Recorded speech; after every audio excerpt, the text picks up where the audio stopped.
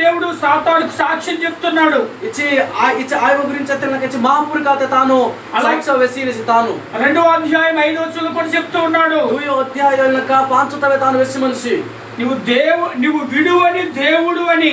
నువ్వు ఎప్పుడు పిహాగట్టి మహాపురు అంటే యోబు చుట్టూ దేవుడు ఏమిచ్చాడంటే ఆయన చుట్టూ ఇచ్చి మహాపురైన ఇట్ట మనిషి ఇచ్చి దేవుడు తన కంచెను ఉంచాడు. మహాపురు తన బాడ గుర్చ మనిషికే ఆ కంచె తీస్తే గాని సాతానుడు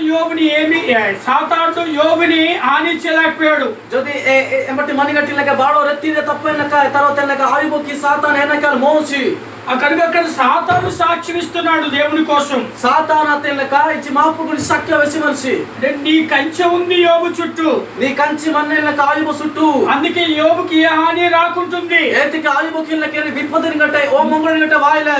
నువ్వు ఒక్కసారి ఆ కంచె తీస్తుడు ಹುಟ್ಟುಲ್ಲಕ್ಕೆ ಬಾಡೋದಿ ರತ್ತುಮೋ యోబు యొక్క భక్తి ఏంటో తెలిసిపోతుంది. ఆయిబోతి మనిగటి భక్తి అయిన తైనకే నువ్వు పుంజి అని చెప్తూ ఉన్నాడు. ఎలకాతైనక సాతాన వెసినిసి దాని అర్థం ఏంటి అంటే ఇదన అర్థమేనా ఇచ్చి యోబు చుట్టూ దేవుడు కంచె ఉంచాడు అంటానికి ఆయిబో చుట్టూలక మహాపురులక కాపిట్టాను గడి ఇచ్చేదాతే యోబుని దేవుడు విడువకుండా ఉన్నాడు. ఆయిబోకిలక మహాపురు పిహాగుట్టే మనసి అన్ని పోయినా సబ్బు హత్తుతివే, సమస్తము నష్టపోయినా సబ్బు నష్టం ఆతివే, దేవుడు మాత్రం యోబుని విడిచిపెట్టలేదు.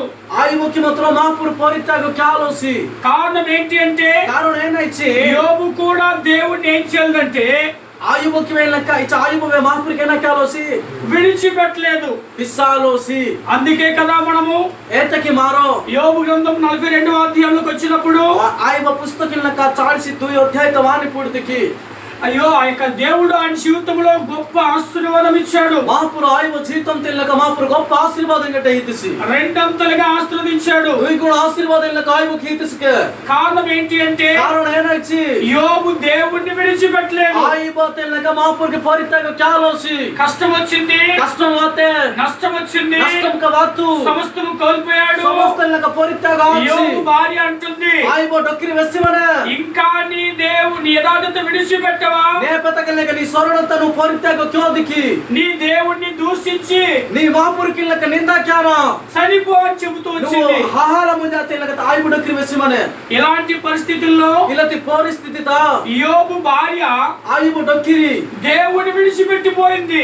ఇచ్చి మహాపురికి పరిత్యాగ క్యాస్తే తాను, కానీ యోబు మాత్రము ఆయుబ మాత్రమే దేవుణ్ణి విడిచిపెట్టలేదు. మహాపురికి పిస్సాలోసి.